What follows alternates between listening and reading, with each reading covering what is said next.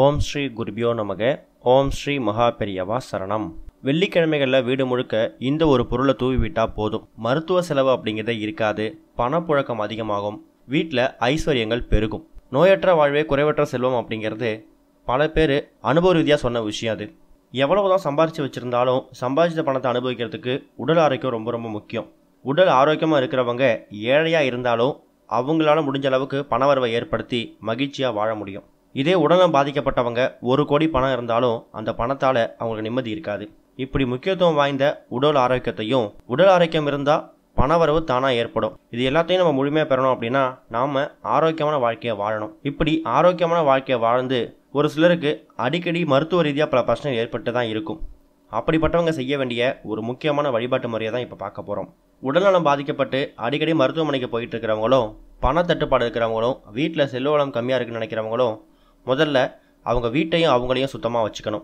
அதே மாதிரி நீங்கள் இருக்கக்கூடிய இல்லத்தை சுற்றி இருக்கக்கூடிய இடத்தையும் சுத்தமாக வச்சுக்கணும். குடிக்கிற நீர், குளிக்கிற நீர், சாப்பிட்ற உணவு, இது எல்லாத்துலேயும் ஆரோக்கியமான முறையாக பார்த்துக்கணும். இப்படி ஆரோக்கியமான வாழ்க்கையை முதல்ல நம்ம மேற்கொண்டுட்டாலே நமக்கு உடலில் எந்த பிரச்சனையும் வராது. இப்படி ஆரோக்கியமான வாழ்க்கையை வாழ்ந்தும் சில வழிபாட்டு முறைகளை நம்ம பின்பற்றும் போது நம்மளோட உடல் ஆரோக்கியம் ரொம்ப சிறப்பாக இருக்கும். அதில் முக்கியமான ஒன்றை பார்ப்போம். வீட்டை சுத்தமாக வச்சுக்கணும். அதுலேயும் வெள்ளி மற்றும் செவ்வாய்க்கிழமைகளில் குங்குலியம் அப்படின்னா வெண்கடுகு இதை போட்டு வீடு முழுக்க சாம்பிராணி தூபம் காட்டணும். இப்படி காட்டுறது மூலயமா வீட்டில் இருக்கக்கூடிய எதிர்மறை சக்திகளோ கிருமிகளோ விலகி ஓடிடும். இந்த சாம்பிராணி தூபத்தில் வேப்பிலை, மாவிலை, அருகம்புல் இது மாதிரி சில விஷயங்களை சேர்க்கறது மூலயமாவும் நம்ம உடம்புல இருக்கக்கூடிய நோய்கள் விலகும். இது மட்டும் இல்லை, நம்மளால முடிஞ்ச அளவுக்கு இருக்கக்கூடிய பழங்கால சிவன் கோயிலுக்கு போயிட்டு அங்கே கோவிலை சுத்தம் பண்ணக்கூடிய பணியில் ஈடுபடலாம்.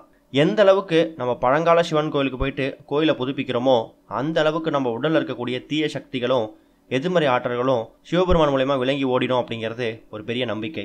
அது மட்டும் இல்லை, சிவபெருமானுக்கு அபிஷேகம் செய்யறதுக்காக விபூதி வாங்கி கொடுக்கறதும், அபிஷேகம் செஞ்ச விபூதியை முழு மனதோடு நம்பிக்கையோடு நெத்தில இட்டுட்டு வர்றதும் உடல் ஆரோக்கியமும் மன ஆரோக்கியமும் ஒன்றா கிடைக்கும்.